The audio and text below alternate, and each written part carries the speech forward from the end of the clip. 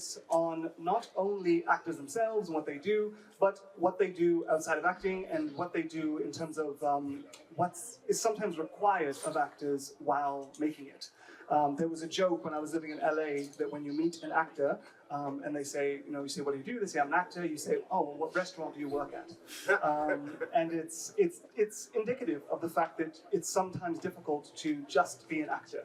So I wanted to understand the nitty, the gritty, and the real nature of what it is to be an actor in today's day and age, as well as any areas that these actors with me here might see areas to break out or augment their work to stay active. So without further ado, if we could please welcome the actors, and they will introduce themselves. Yes,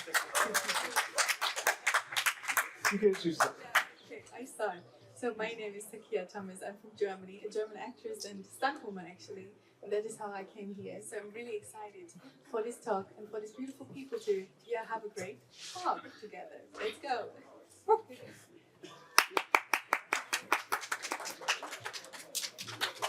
I'm Daniel Klare, also known as B. I'm also a Nigerian-German actor based in Berlin. And I'm thankful to be here. Let's have a good talk.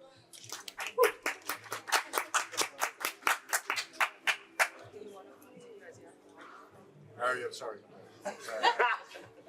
Hi, I'm Lina. I'm an actress, also from Germany, based in Barcelona, with Arabic roots. So originally I come from Lebanon, and I'm very happy to be here.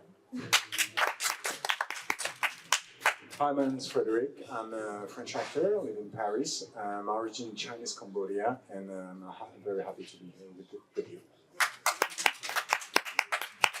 And thank you all for attending. So I think I just want to basically put it out there, and we may have touched on some of this in the past, but about the challenges that actors experience. It doesn't have to strictly be around racial lines. It can be whichever you think is most pertinent, whatever each actor or individual feels is a limitation or something they confront most often in their experience as actors. And if you'd like to start. No, go ahead. You have the microphone. Okay, so the question was... This is why I don't want to start, because we can kick you to Takia for the first one. Yeah, please. So I actually got into acting 2 years ago, I think, so it's not long.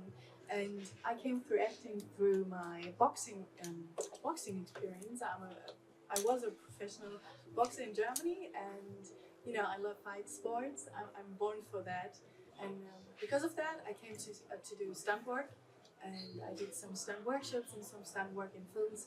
And then I realized, okay, there's something more than stunt work. I actually love to act so much, and it's really sometimes it's not really easy that you are a stunt woman and want to be an actor, because on set you're always seen as a stunt woman and you cannot act in their minds, in their heads. So it was really quite challenging to let the people see me from another perspective.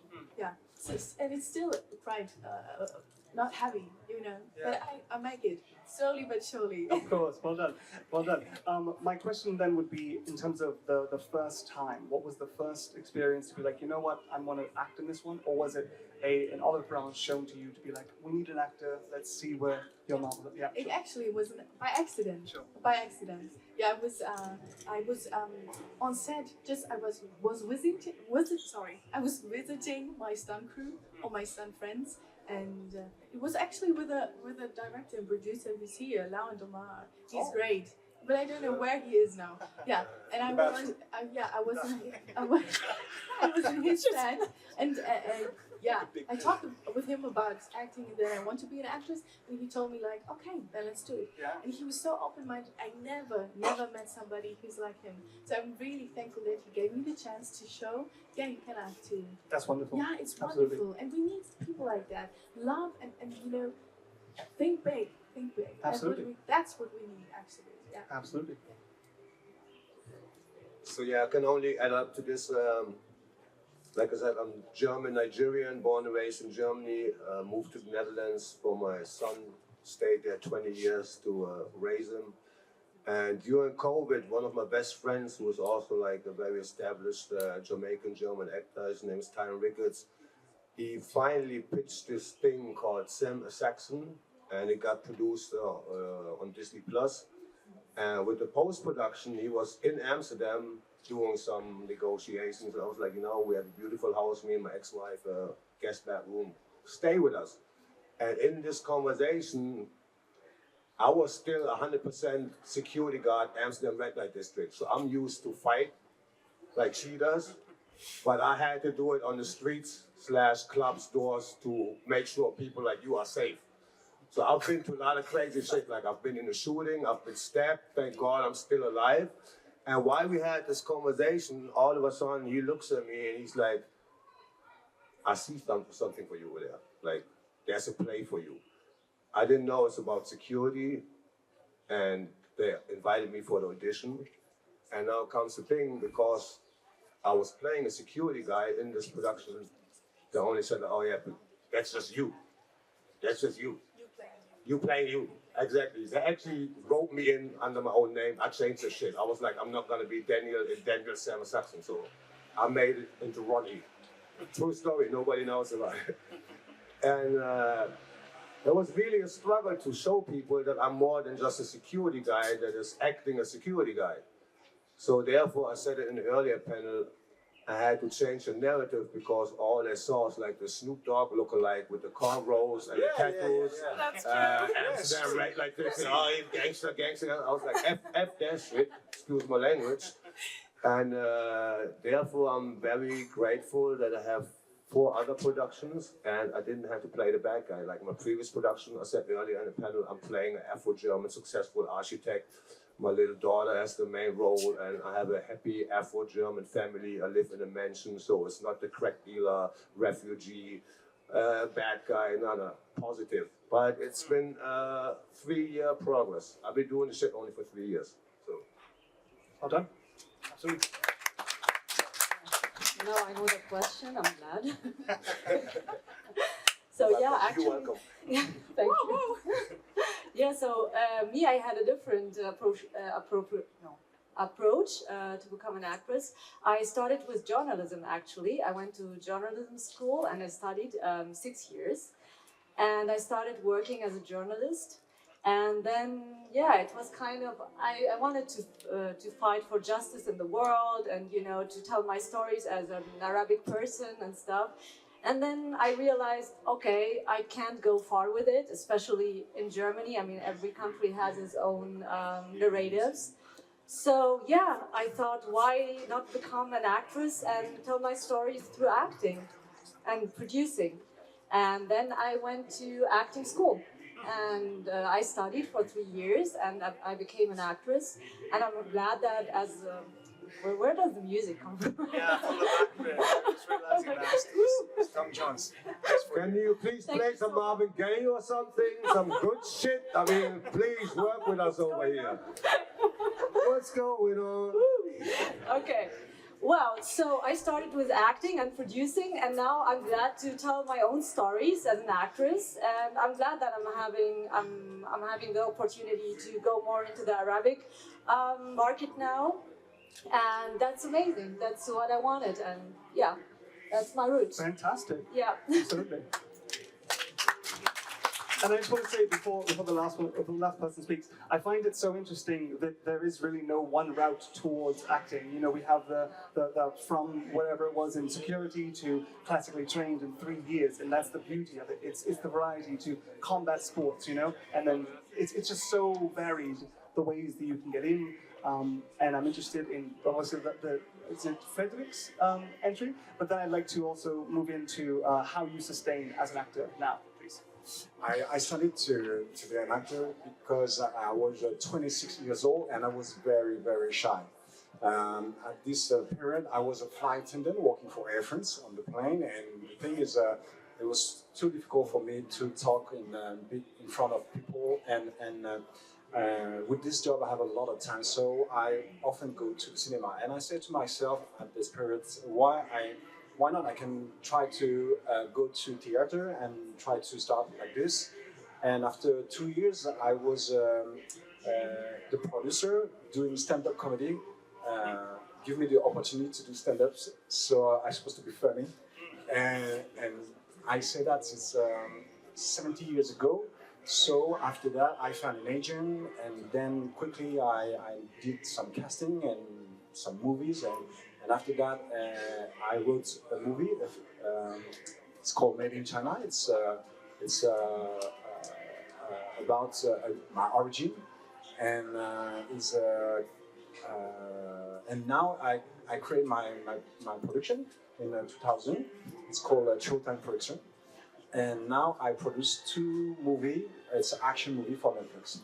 Oh, Well done. good for you, Mr. Shy Guy. Mr. Shy Guy. Perfect. Awesome. No, Not I get Showtime, it. from US I got it. Yeah, I know. Absolutely. That's one of the Billionaire is Showtime is Oh, that's good.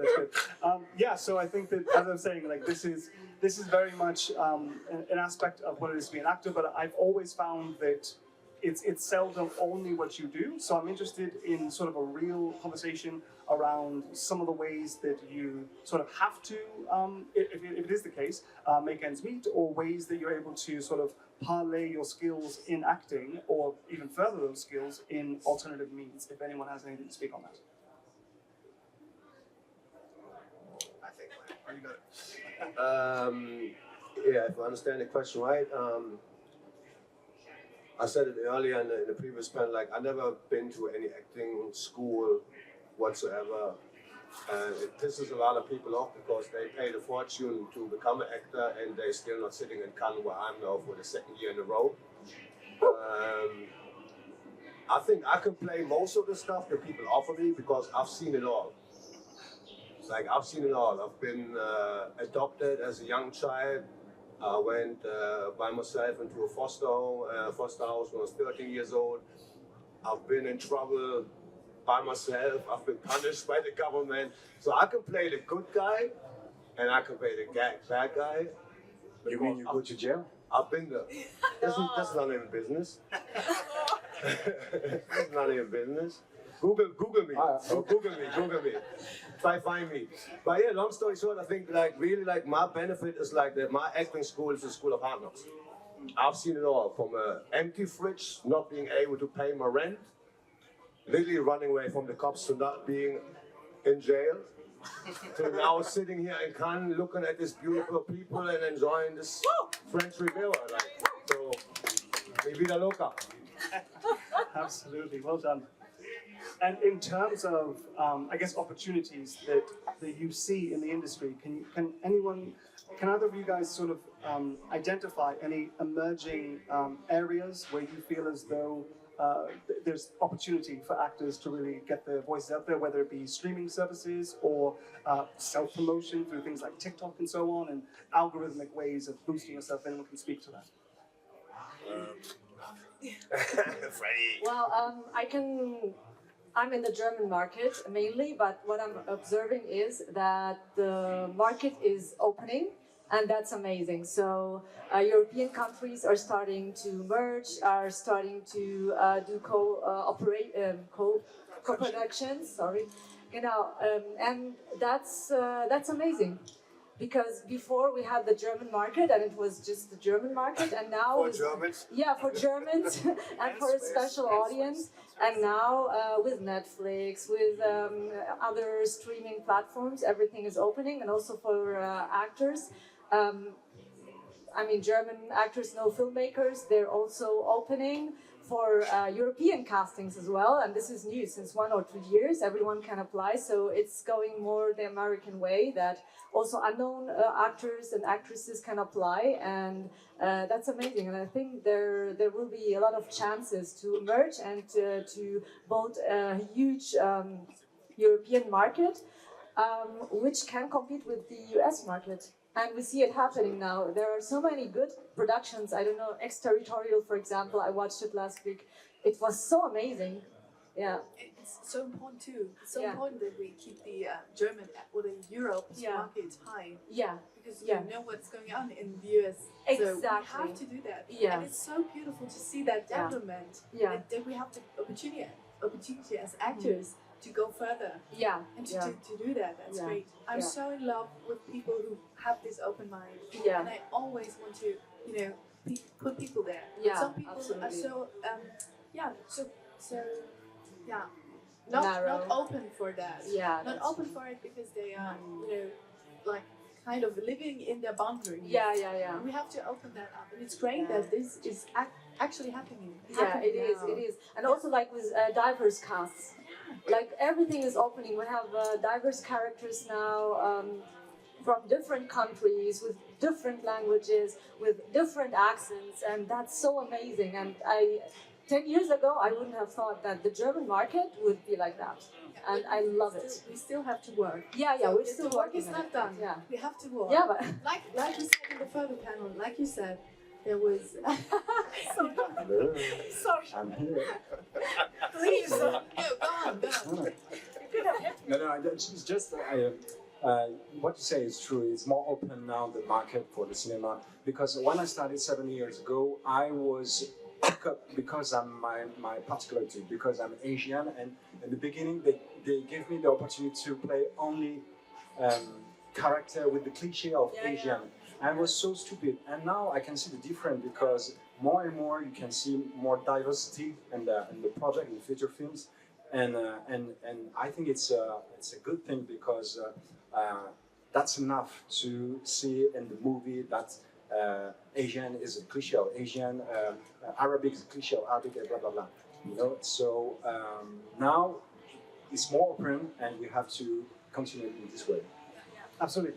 You said, or you want to What you just said, Fredi, is very nice because it's, I know. I was not talking about your outfit. Okay. The statement. We take a coffee then. I think it's also important to have the authenticity. Yeah. Because this is what was really missing, especially in German television, because it was mostly made for not people like us. No. You know what I mean? So we had like the stereotypes, German actors that I had to grow up with, and there was maybe one or two person of color, and I always had to play some messed up shit. Yeah. So therefore, I'm really thankful that what we guys have said, that we are now at the point and at the time where we can represent and play and write our own stories, which makes it much more authentic. Yeah, absolutely. Absolutely. And in terms of just, thank you. And in terms of just, and in terms of just the factors that you feel are contributing to this, I mean, I can say that I was in LA before COVID and then after COVID as an actor and just working on as an extra mostly. And I can say that all the audition reels and so on, which was previously, auditions in person and such, where I felt like I could sell myself, now it was all self-submission. And I wonder if it is a sort of changing of the old guard, which was normally 65-year-old white-haired people, and they're just, pushing the same narrative and trying to pigeonhole you and such, or if it's more a changing of the times, which is indicative with things like, remote submissions and such. Is that? Yeah, it is a changing of the time, and also because we have become more diverse in fact. I mean, Germany 20 years ago is not the Germany now. We have so many cultural groups, we have so many different and diverse people, and of course we have to adapt, and that's what's happening. I think it's a matter of time, and it's a matter of now. And I'm glad that we are able to tell our stories, and that there are productions who are interested in that. And I'm asked sometimes, Lina, do you have any ideas for a script? What's your experience as Arabic or refugee person in Germany? And they would like to write about it, and the cast will be diverse, because Germany now, or Europe, is a mixed thing. It's not white anymore. I'm sorry, but yeah, it's changing. Absolutely so, yes, absolutely. No, I mean, I'm glad, because yeah. So yeah, that's the thing. It has to be changed. You said something nice about before and after COVID, like if I understood you right, before COVID you had like live auditions where you actually see who you're dealing with, which was also my case in my first production. That was like the beginning of COVID. I had to travel from Amsterdam to Berlin doing all these PCR shenanigans until it got so worse that I almost didn't get into a hotel. And then, age of 45, I decided to change my career. Canceled my company, left everything in Amsterdam. My son was 18 years old. I was like, "You're good to go." And I came to Berlin, and all of a sudden there's a so-called thing called e-casting. I was like, what the heck is an e-casting? I honestly hate them. I don't know if that is kind of where you were coming from. Like, I don't know who is watching me. I don't know who I'm eventually playing with. I don't know if the energy is right. You know what I mean? Like, imagine I'm coming to a set with somebody I've been beefing with for like 20 years. You know, worst case scenario. And now you have to fake the funk. Like, let's meet first, talk, read. Can we kick it? Let's go. This whole e-casting thing, and to be honest, I never heard back from one of them. Everything I did so far, within the 3 years that we're doing this, was face to face. Like right now, I meet a producer or whatever, and you're like, yo, I like your energy. I see something, let's go. And they all were very successful. That's why I'm here. I absolutely see your point. I absolutely see your point. But I think e-castings are a great opportunity for people who have like a big gap between them, Distance. Distance between them. Yeah. And you can do that. But That that's gives different. so many actors the chance to actually apply for a job. So I think I see your point 100%. If the energy doesn't match, it's not fun. It's not cool. But there is also a point where it's great to have the e-castings. Yeah, especially as we are becoming more European. Imagine you have to order someone from Italy to come to Berlin for a casting, you know? And it's so much easier to do it online. Quite frankly, people that want to hire me, they know me, they've seen my shit. Like, why the heck do I have to do an e-casting? If you like the way I play because you see different things, why am I dealing with this? I know acting colleagues, friends of mine, they never have to deal with this stuff because the people, the directors, they book them because they know them. You know, I might sound cocky, but then I'd rather work in a restaurant. Yeah, I'll go back to security to pay my bills instead of selling my soul to the devil. Hell no. Well said. No, but I mean, yeah, it depends if you're known or not. For new people not who known. enter the market, it's good to have the opportunity to have like online tapes or, you know, it's a big opportunity for a lot of people. So yeah, I think it's a good thing to have. No, I actually heard back from the casting, so. Lucky you. And I think this is also the beauty of the variety of what it is to be an actor, you know, in the ways that like it can be hit or miss for some, more hit for some than others. And I can say that, I mean, it's a person industry that we work in, right? So most things in life, at the end of it, come down to a vibe check. And I think that my experience at auditions was that I can sell myself through a vibe check. But if I'm recording myself, I don't sell myself well enough on video, you know? So that's an E problem, possibly a D problem. But I mean, but at the end of the day, it's just something which I feel is interesting to see the changing dynamics, which was entirely out of everyone's control. But just how we as creatives and within the industry roll with the punches and still manage to get done what we can do and see these careers from such a variety of people, a diverse cast, you know, rising with it. So, absolutely beautiful, in my opinion. Did you say something? No. Because of the music. I was just, It's so I'm at my head really going like, It's ridiculous. I'm talking, but I don't even know what I'm saying because I'm focusing on the music. It's so It's loud. quite strange. Not him, not him. I don't know. I'll stop. I don't know. No, it's insane, really. Okay, but let's just switch gears a bit and talk more about personal, how you sell yourself when it comes to auditions or perhaps just networking. Do you have a sort of routine as actors? I know that when I was doing it, I would always fiddle with something. This ring I have here, it twists. So if I'm ever feeling a bit anxious, I twist the ring just like privately, and it helps me sort of bring myself in. Do you guys have any rituals or anything like that? Yeah. No. Please, anyone who wants to speak up? First of all, I believe in God. I also have a ring like you do. Yes, you know. Oh. And I play with this whenever I'm like bored, anxious, praying, thinking, meditating. So yeah, keeps me on my grind. Absolutely. Yeah, I can do, for my part, I can say I practice Qigong. I don't know if you know what that is, but it's like a meditating form of Kung Fu. I do that every evening, actually, and that is so, relaxing. When I go to bed and when I have a big thing at the next day, I'm super relaxed. I stand up and I'm, it's fine. Whatever happens, it's fine. Super. For me, it's also the belief in energy, and also like the belief in myself and where I come from, what stories I want to tell, and what I'm here for, and that gives me a lot of strength. Even if I'm rejected, I'm like, okay, but I do want to tell my stories. I do want to spread my energy. I believe in that, and then it makes me calm and makes me believe in the future, and that's amazing. Absolutely.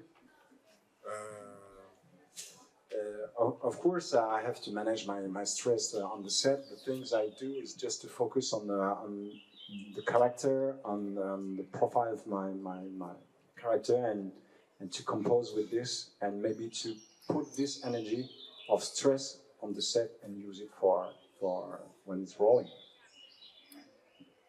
Okay, absolutely. Yeah, rejection is the thing that we have to deal every day with, and actually you have to find out as an actor.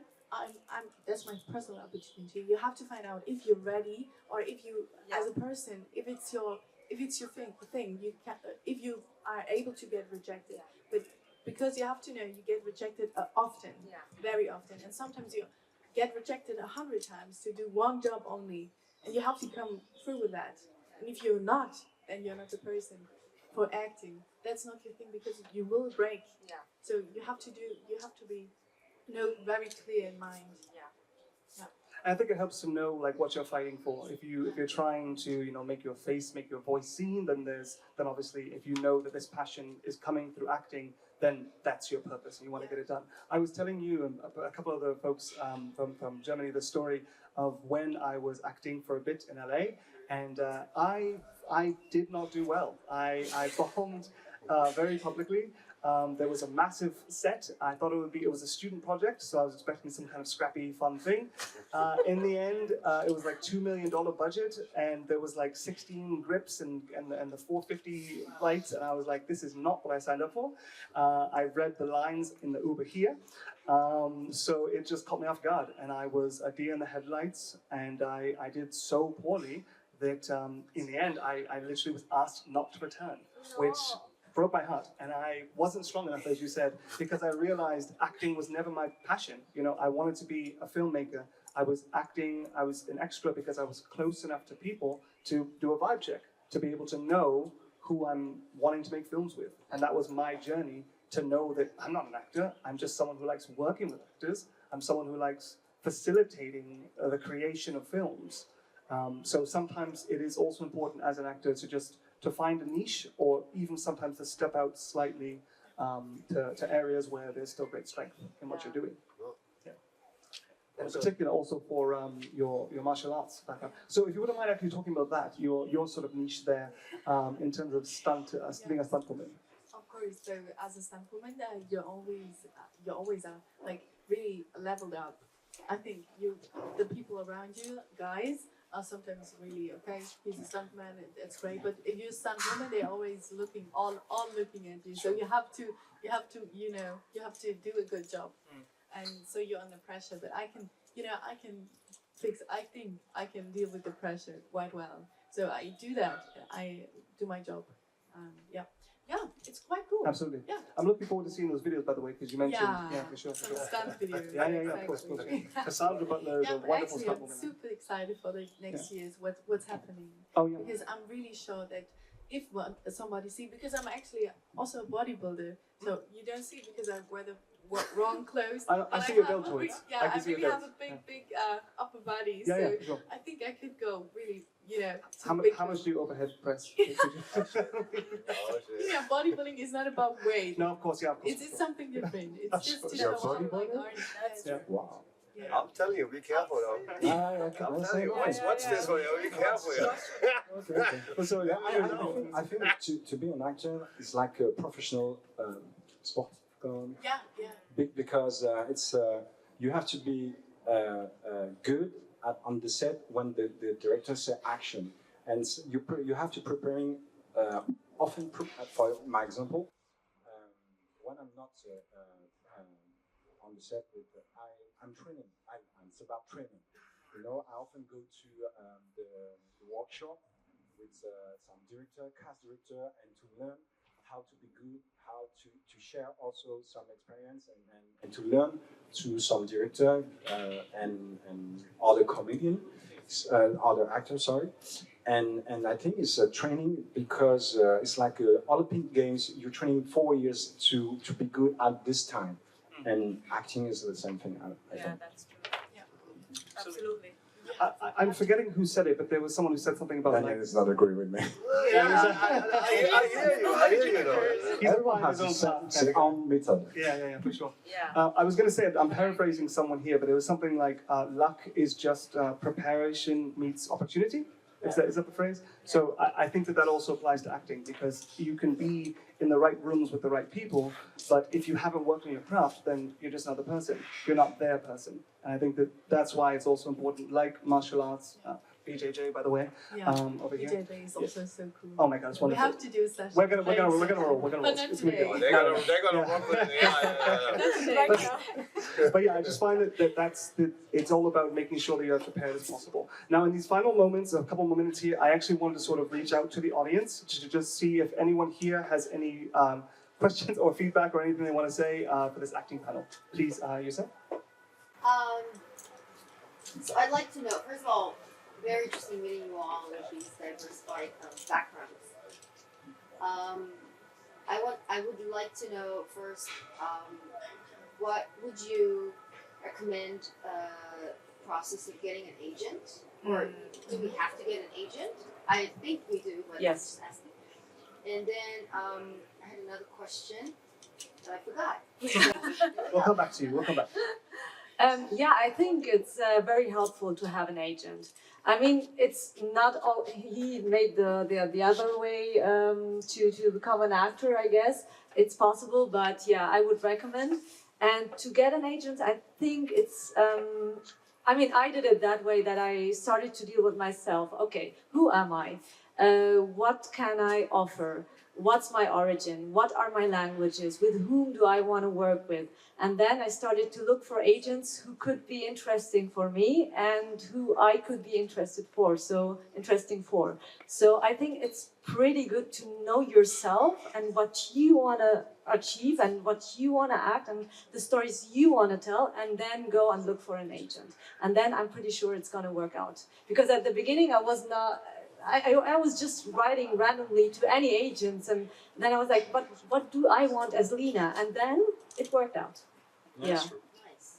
Okay, coming back. What's your name, by the way? You didn't introduce yourself. Yeah, I forgot. My name is Rania Man. I'm an Israeli living and working in Nigeria with European roots from Ukraine. And All right, nice mix too. We're all over the place. Nice all over the place. So coming back to your agency question, like I said, I started semi-Saxon. I was still working security. People like what I did, and they were like, "You need an agency." I was like, "Okay, I'm gonna get an agency. I'm not an actor in my mind, not an actor yet." And I got introduced to an agency, and they took care of me. But actually, I was just like number 1079. And nothing has been out yet, so therefore I was just invited to like premieres and being like the attraction. I was like, why they make a picture of me? They don't even know me. Like they haven't seen anything on television yet. So I decided to leave that agency, and I was like the last Berlinale, excuse me, which was my third Berlinale, the first time without an agent. And the thing is, I lived abroad for so long, I don't know who is the actor. I don't know who's a producer, I don't know who's a cast. I just go to events and I just treat people like human beings. And then maybe something nice happens, like with us and me, we're now here, you know, that happened on a natural base. Now I do have an agency again, and I'm happy for it, but it's important to find an agent that really represents you and not just look for agency. I have an agent. No, F that shit. I was without an agency for like more than a year, and I still work. I still have work. So be careful who you choose. And I also wanted to touch on that in terms of anything you guys have experienced, going back to an earlier panel on AI and sort of new tools. Are you aware of any aggregating websites or apps and such that can help you with finding an agent through sort of like entering in what you're looking for, what your background is, and so on? I mean, you can ask ChatGPT, but I think, but I really think, and I really believe that you have to deal with yourself and what do you want, and go talk to the agents, make your own research, because I think it's very important to be friends, to have a personal relationship and to have a partner in crime rather than to search on, I don't know, AI platform. I love AI, by the way, but for this kind of work, I think it's a personal thing and it's really worth it, like to step into it and to do it more personal. It's actually, I think if you have an agent, if you have found an agent who you agree with, you have to keep the work up. It's not like you're in an agency now, you can do nothing. Absolutely. And it happens. No. You always have to work. You always have to be, there and present yourself. Exactly. Otherwise, you won't make it. Because your agent can be the best agent in the world. If you don't do something for yourself, you do your craft work, you do your discipline, your training, then it will not work. Exactly. You have to be there, like 100%. He's a partner, but he's not someone who's giving you the jobs. With or without agents, you have to be good. You Always have to on do, focus. work on yourself. Absolutely, thank you. And thank you for the question. Sorry, I remembered my second. Oh, sure. So, I mean, as an actress living in Nigeria, I don't get a lot of work because, but I did that turned me to venture into more directing and producing, which I'm very happy about. So I was kind of wondering, what's your day job if you're not acting? Like, how do you? I'm a police agent actually, and my normal work is and that's what I do. So I'm really good with guns too. Oh, that's nice. She's too good. But I don't want to. If I love my job and I'm so thankful for my life. I'm so thankful where I came and I will be working on myself always. But if I could do acting like 100%, I would do it. I would say to my team, is absolutely incredible. They support me with everything. Like I was working yesterday, got to the train, and then directly came, to the airport and came to Cannes. And they wouldn't be able if my team wasn't standing behind me. So they are really great. But I would say goodbye to that team to do that, because that's my destiny, And if you know that your energy matches, you go. You just go. You do your thing. Absolutely. And I also want to say, I was also working as a security guard when I was acting, so this whole right side is equipped, if nothing else. We have a question from Prudence. So my question is very simple. I was asking that we're here at AfroCannes celebrating diversity, but also people of African descent.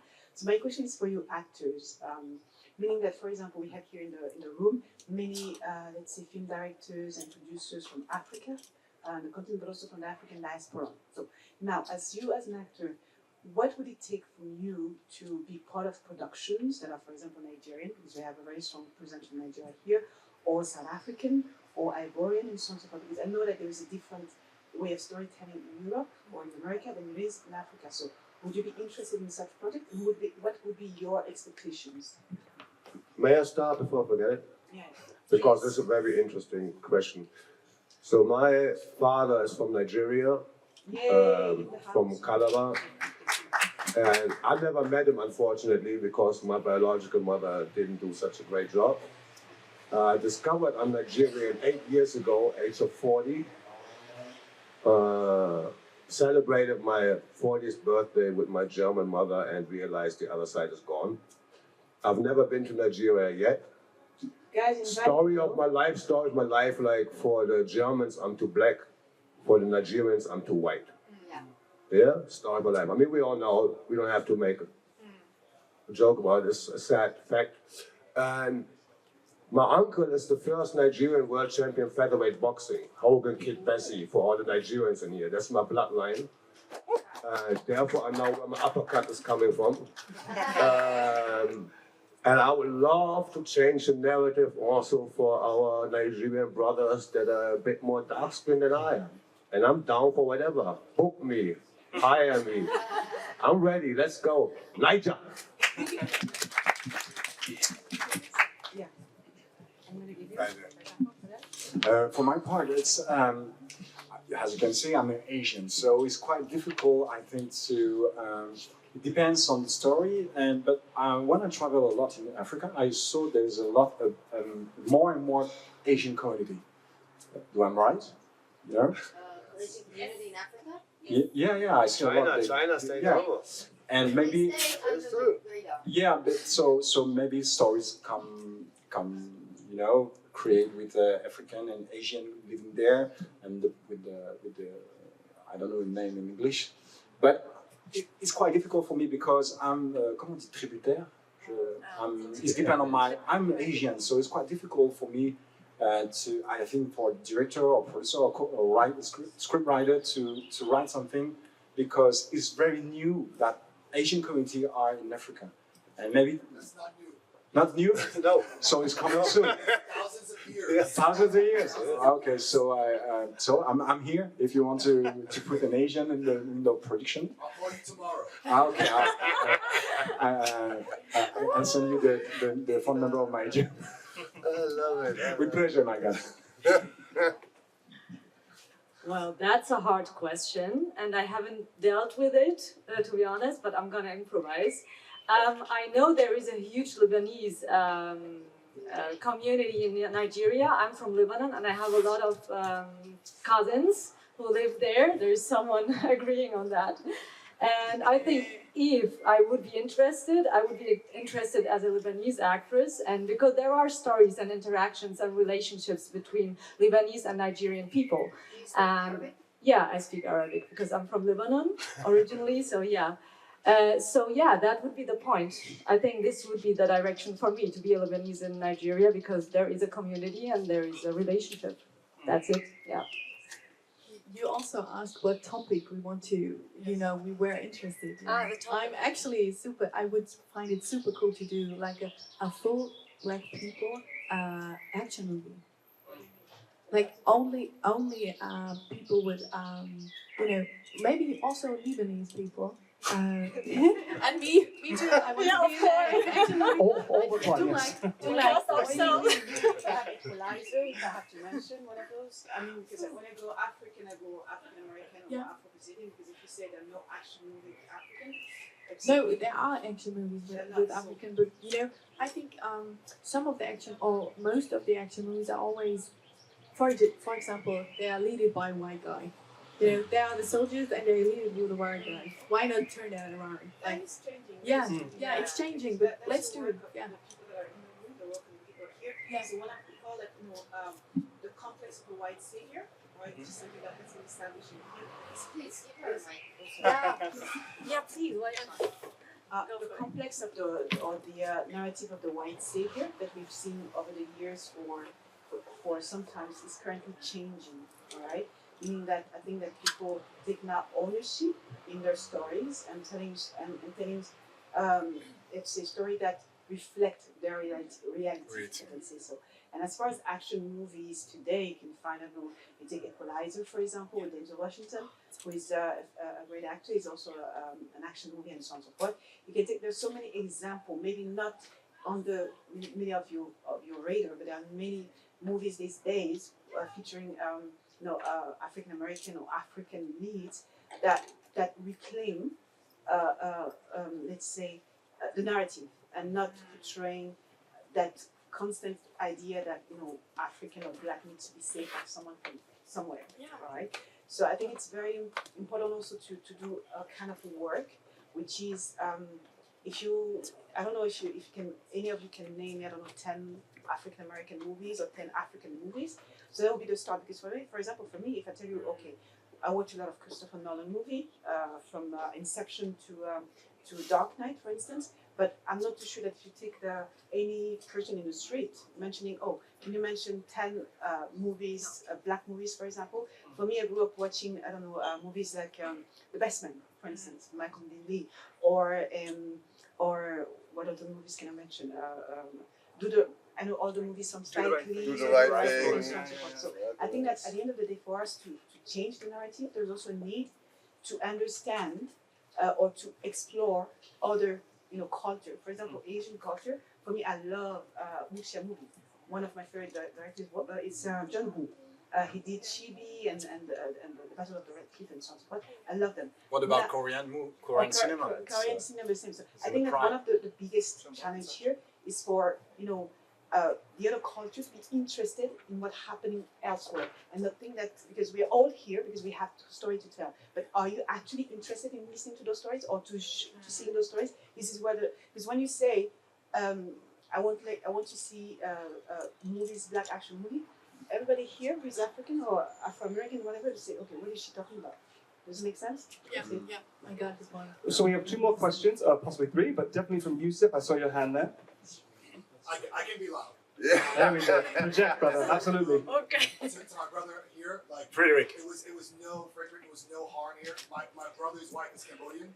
I'm Cambodian, man. I know, I remember. That's why we already have the, You are with my sister, I know. and they're martial artists, so it's like an action film. So like we already have the film right there. Lebanese, I'm doing a production on that's called 72 Hours in Abidjan. Oh. That is one of the characters is Lebanese. Ah, you It's see? based in Africa, Lebanese, right? So like That's amazing. we're there already. We're Yeah. already thinking of these stories. We're already Yeah. trying to draft these stories. What I would like to know is how do you? And I guess this is really the question.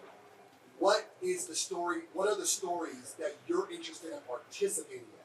Which is, I think, a little different phrasing of the question, because it's not that these stories aren't there. I mean, you can talk to anybody here, and I promise you, there's somebody in this room who already has a story, has written a story, produced a story, directed a story, acted in a story that's already been done, and are doing that.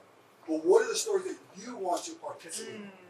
Because I think the area that is from your perspective of the folks here, how can you initiate or be a part of productions that aren't necessarily the mainstream narratives? I mean, one classic black Asian film is Rush Hour.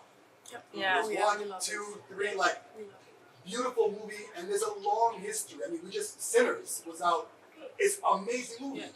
Central character in it are Chinese people, right? And so, and even in that display of the culture of the Pan-African diaspora culture, there's also, if you look in it, the Chinese culture there. So maybe what do you want to be a part of? I guess is the question. What do we got to do to get you a part of these productions? That's a tough question, though. Yeah. Let me I back. like to ask a tough question. Yeah, I feel you, brother. I like it. Challenge accepted.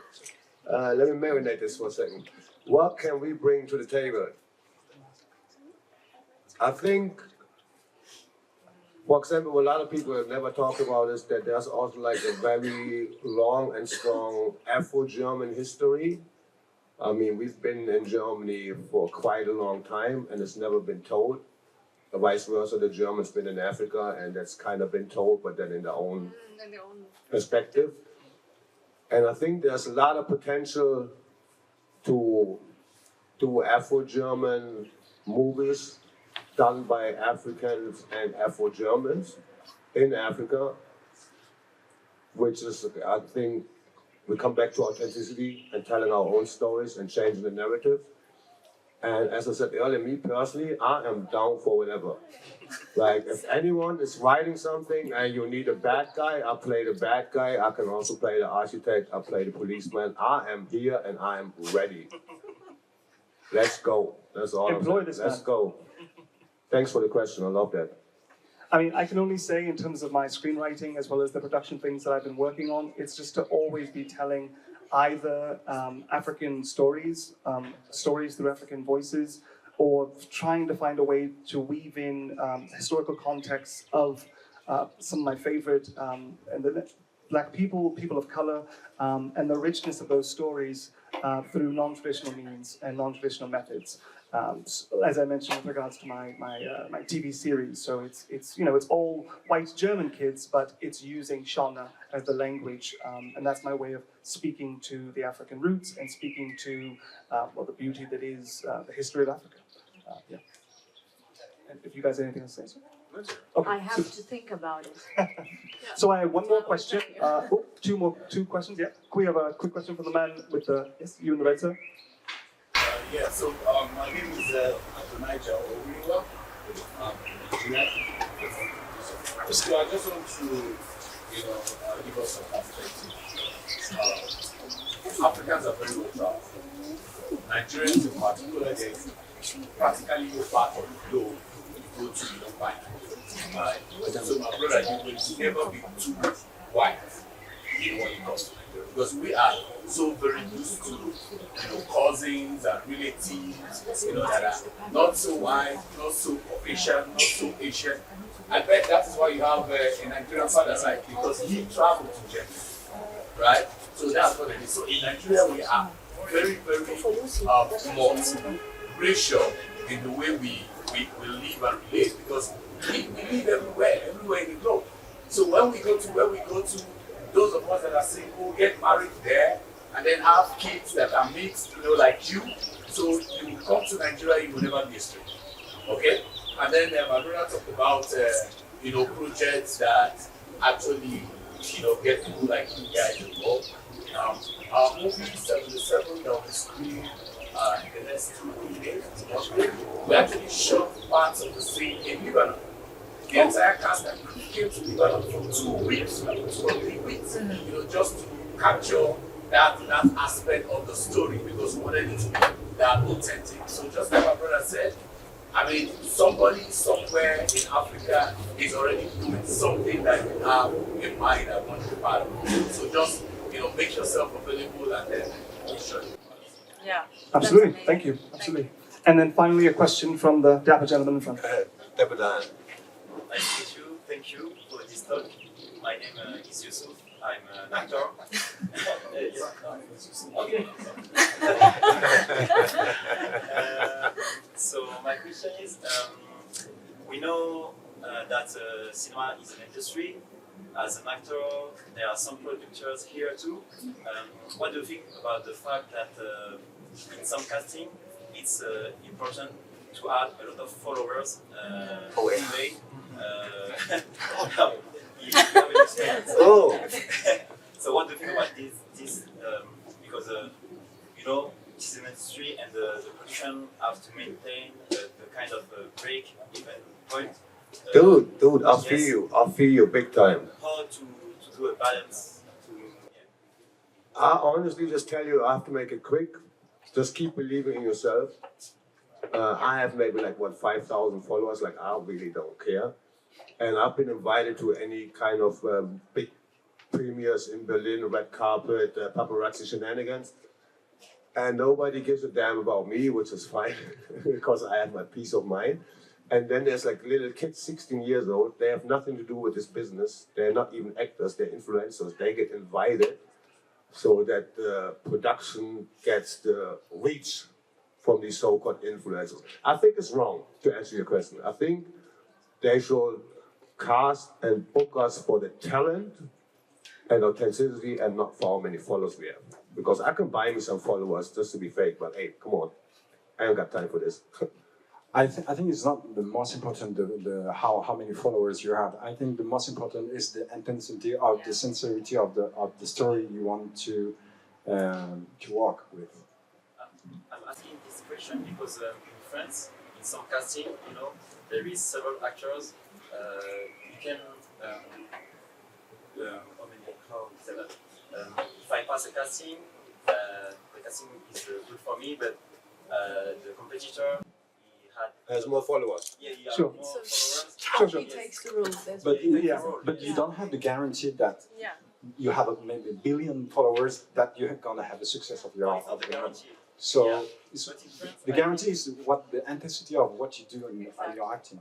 if you're a good actor or not. Furthermore, I would say in terms of how you're selling yourself as a person, in terms of just the followers, I was working with a prospective actor in Germany, actually, Zoe Sauce, and she had, as you said, very few, 5,000 maybe, I think it was actually 11,000 on one of the on TikTok and then 5,000 elsewhere. But what I did was get a little creative with how I was pitching her. So I looked into how many likes she had on every single like she had, and I added it all up, and I said, she has 1.1 million impressions. And they were like, oh damn, like let's get her in here. But she only has 5,000 followers. So it's also the creative way you're choosing to sell yourself, and maybe if you have an agent, how they're choosing to sell you. So you can get creative with it. But as we're wrapping up, I just want to say thank you to all the actors for taking the time to ask the questions and to speak on their truths. It's been a pleasure to have them here, and also to speak with the actors who are not here. There's many actors out there in the audience. You can see it in sometimes just the aesthetics. I mean, I can speak to Jessica. When she was walking down the stairs, I was like, she's an actor, got it. And there's the gentleman with the hat and the overalls, and I was like, that guy's clearly an actor. He looks wonderful, you know, because you can see this aspect of like you see a look. And as someone who has like 30 projects that are partially written or fully written, I see different roles in the people that I come across. And there are producers here, creatives of all kinds. So just keep networking, keep speaking to the people next to you, and let's keep pushing. Rising to the top. Rise to the top.